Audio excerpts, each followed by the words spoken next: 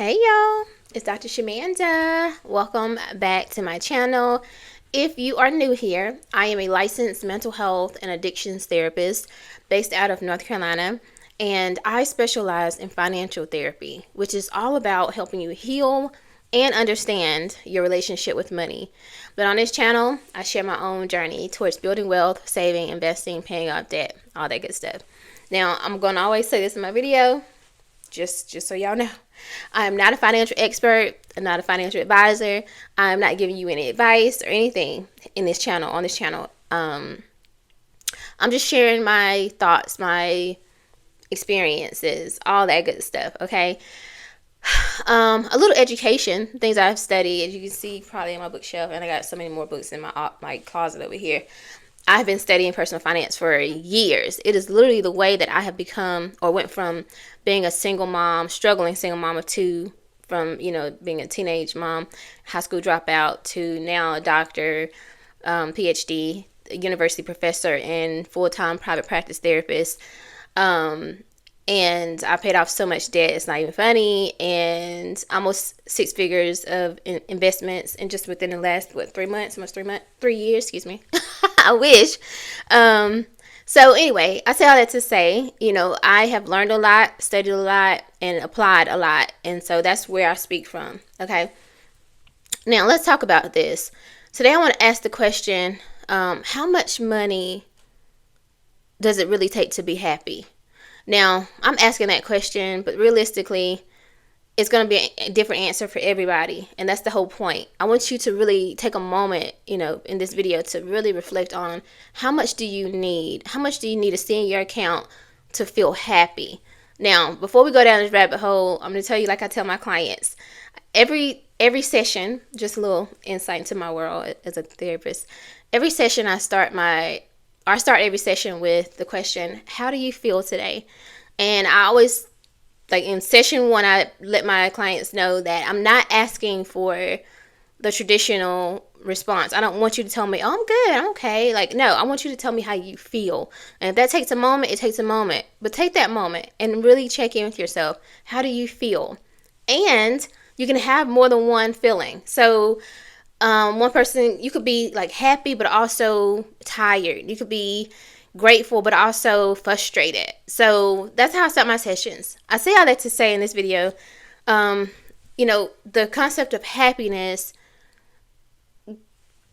differs for everybody, right? And any feelings are fleeting. So right now you could be happy or you could be satisfied with something, but that doesn't mean that's always going to be the case or that it won't change. Okay. There we go. Anyway, now, happy. So, this is subjective, right? That's my whole point. It is subjective. Let's look at what this might look like, okay? So, the first thing I want to say in this is that money solves problems, but it's not like, some people say money can't buy happiness, but it solves problems. And for a lot of people, you're going to be a lot happier if those problems are solved. For example, paying your bills, right? Money can pay your bills. Money can reduce some financial stress. Money can provide you with basic needs, right? Your housing, food, water, things like that, clothing, protection, right? It could give you access to health care, right? So if you have some type of illness and you have to take or you're prescribed medication, being able to afford that medication will buy you some happiness because, first of all, you won't be in pain, not as much pain as you would be if you didn't have the medicine, technically, right? So in that regard, you technically, money does buy you happiness, right?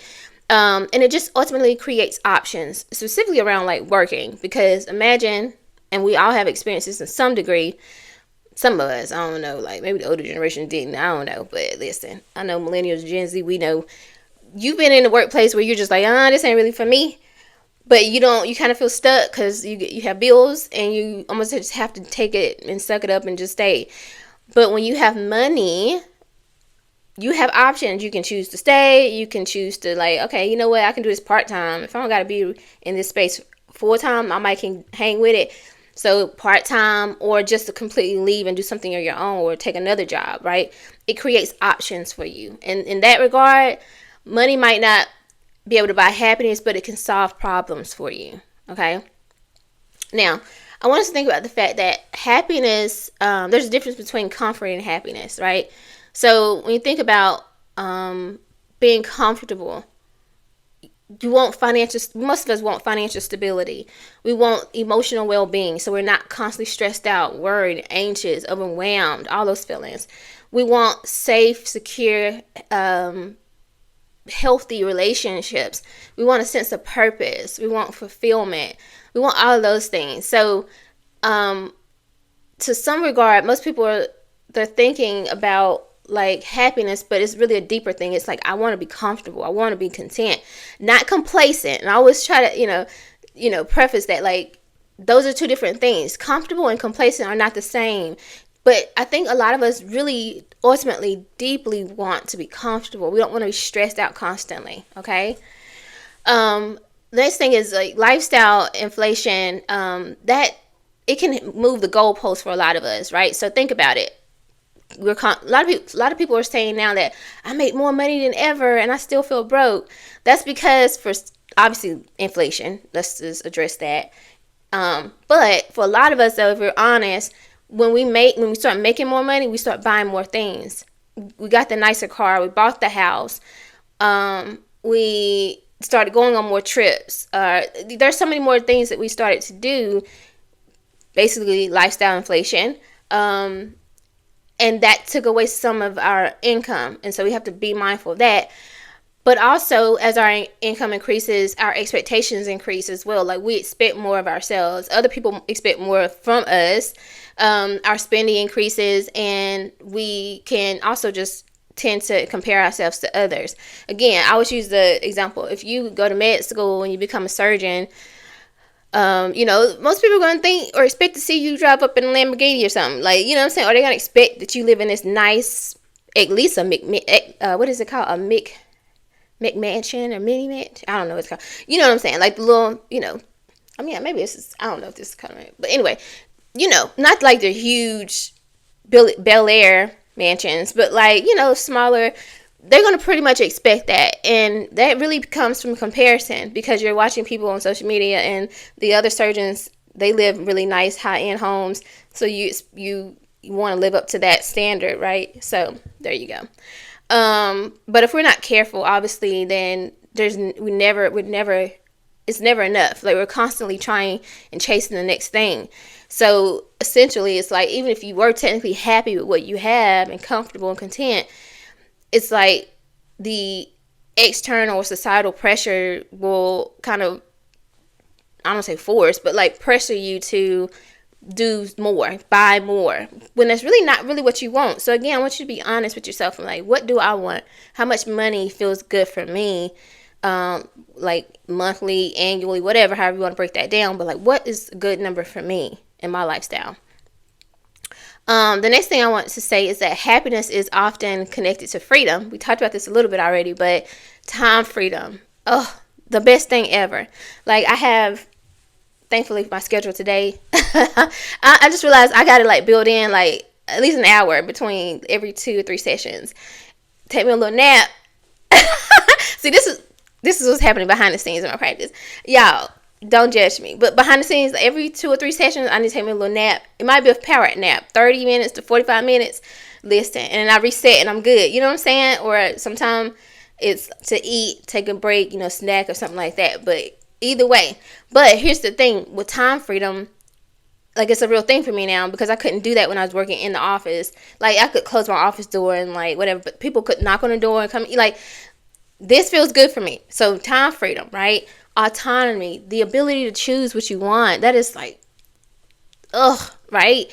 Flexibility. We want meaningful work. We want to do work that means something to us. Like, we're not just showing up and like, I'm not going to give any examples because I never want to minimize anybody's work, but like things that just really don't mean anything to you. Like, come on, there's plenty of examples, but ultimately most of these things are needed. Somebody got to do it, right? But for you, it may not be something you're interested in, or definitely not want to spend your time on.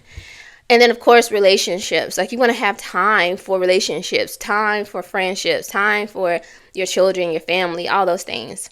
And then ultimately, I want to just end this with reminding you guys that at the end of the day, we have to define our own version of success. It is subjective.